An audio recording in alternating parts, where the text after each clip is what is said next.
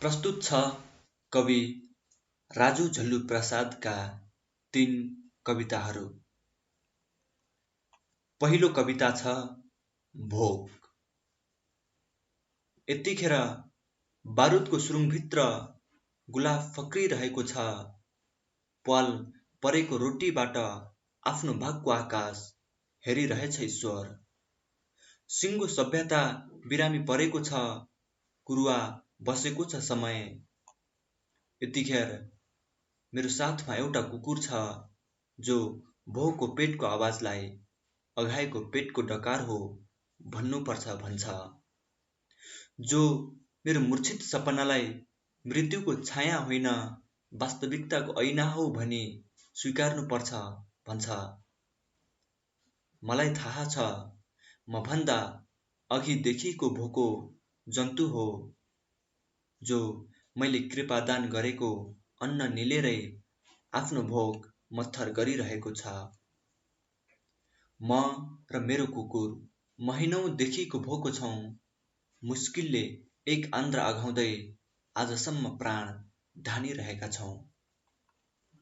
हिजो साँझ मैले कतै एक मुठी अन्न भेटे। मेरो पेटमा यो हदसम्मको भोक थियो कि मेरो पेटले त्यो कुकुरको पेट सम्झिएन।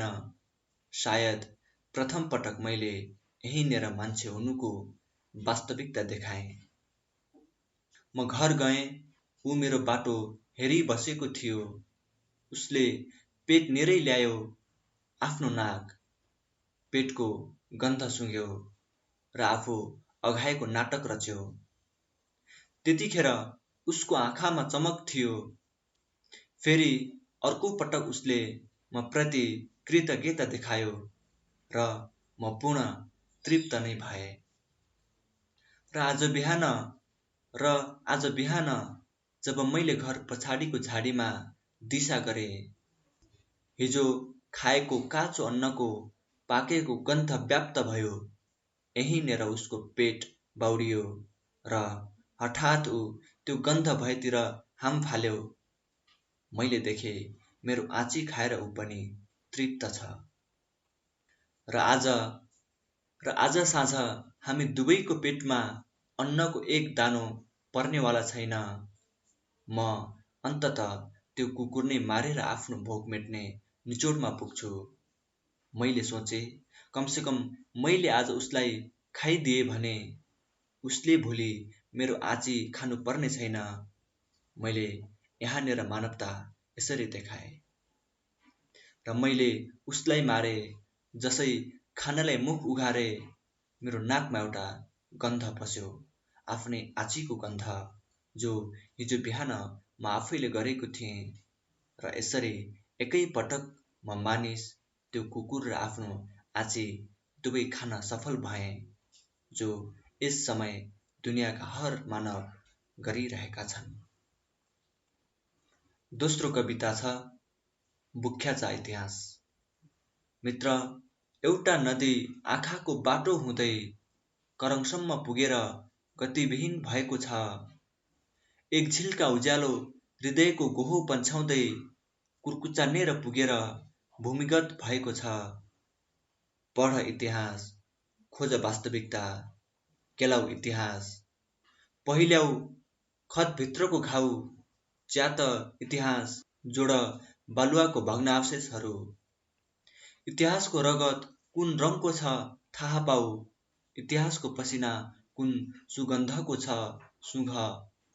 इतिहासले गाजल लगाएको हुन सक्छ, नङ्ग्रा बढाएको हुन सक्छ, काने गुजी कोट्याइरहेको हुन सक्छ, आँखा चिम्लिएको हुन सक्छ, इतिहासले काचुली फेरेको हुन सक्छ। इतिहास तीर्थको जल होइन, झट्टपट अञ्जुलीमा नभर। इतिहास आस्थाको मूर्ति होइन, झट्टपट श्रद्धावान्वित मुन्टो नझुकाऊ। इतिहास पिँजडा होइन, झट्टपट ढोका नउघार। मेरो मित्र, प्रश्न गर सत्तालाई, जवाफ माग शासकसँग। खै मेरो भात, खै मेरो कपडा, खै मेरो छानो। इतिहास तराजु होइन, यदि हो भने राखियोस् एकातिर हृदय र अर्कोतिर मस्तिष्क। इतिहास पर्वत होइन, यदि हो भने प्रथम त चढियोस् टाकुरामा र झरियोस् फेदीमा। इतिहास कपडा होइन, यदि हो भने पहिले शासक नाङ्गो होस्। इतिहास दोबाटो होइन, यदि हो भने सत्ताले बदचाप छोडोस्। मित्र, इतिहास आगो होइन निभेको, इतिहास चुलो होइन चिसिएको। खोतल कोइला उडाउ बुङ बुङ्ती धुवाँ, बाल आगो। इतिहास खरानीको पनि हुन्छ। उत्खनन गरौँ छायाको इतिहास, बगरको इतिहास। मित्र, इतिहास तिम्रो पनि छ, मेरो पनि छ। तेस्रो कविता छ पराजित मानिस। खोला बगिरह्यो, मानिसले उसको बहाव रोक्न बाँध बाँध्यो। किनारा खुम्चाई बालुवा खनायो, तर नदी रोकिएन। नदी अविरल गति समातेर झरिरह्यो। नदी बनिरह्यो, समुद्र बनिरह्यो। पहाड अडिग रहिरह्यो, मानिसले उसको कद तिखार्यो। जग पाल पार्यो, शिर छेदन गर्यो, पालुवा निमोट्यो। तर पहाड रोकिएन। पहाड अदम्य साहसको साथ उभिरह्यो। जङ्गल हुर्काइरह्यो, झाडी बढाइरह्यो। चरा चिरबिराइरह्यो, मानिसले उसको घाँटी अठ्यायो। ठुँड भाँच्यो, पिजडाको डर देखायो। प्वाँख कुज्जायो, तर चरा रोकिएन। चराले पनि मानिसलाई टेरेन। चिरबिराउँदै गुड बनाइरह्यो, बचेरा हुर्काइरह्यो। जीव जन्तु कीट पतङ्ग कसैले मानिसलाई सुनेन। ढुङ्गा माटो चट्टान कसैले मानिसलाई मानेन। हावा प्रकाश र मेघ गर्जन कसैले मानिसलाई स्वीकारेन। पराजयको सिलसिले वार श्रृङ्खलाले मानिसको सत्तो परान उड्यो अथवा उडिरहेछ। हरेक पटक लाजले शिर, डरले काँध र निराशताले आँसु झरिरह्यो। मानिस आफ्नो लाज लुकाएर, आफ्नो काँध बचाएर, आफ्नो दाँत चम्काएर, अग्ला बलिया महल ठडाएर घरभित्र लुक्यो।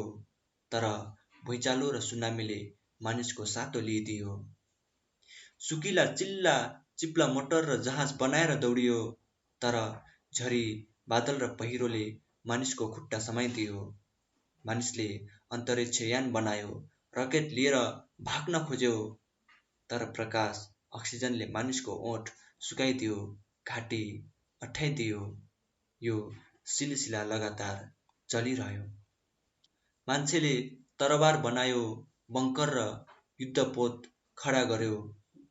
तर हरिया पालुवाहरू फेरि देखिए। दुबोले कुरुक्षेत्र फेरि हरियो देखियो। र फेरि अर्को पटक मानिस पराजित भइरह्यो, पटक पटक आफ्नो लाज लुकाइरह्यो। तब न मानवले निम्तायो धर्मयुद्ध, विश्वयुद्ध। तब न मानवले निर्माण गर्यो ग्यास च्याम्बर, तरबार र रोबोट। तब न मानवले मच्चायो कोको-होला, रगतको नदी र मानव संहार। र फेरि अर्को पटक मानिस पराजित भइरह्यो, पटक पटक आफ्नो लाज लुकाइरह्यो। मानिसले गमला बनायो, तर फुल फुलाइरहन सकेन। मानिसले प्लास्टिकको फुल सार्यो, तर सुगन्ध बसाइरहन सकेन। अत्तर छर्कियो, तर भमरा डाकिरहन सकेन। कारणहरू धेरै छन्, परिमाणहरू धेरै छन्, तर एउटा कुरा सधैँ पक्का छ। र फेरि अर्को पटक मानिस पराजित भइरह्यो, पटक पटक आफ्नो लाज लुकाइरह्यो।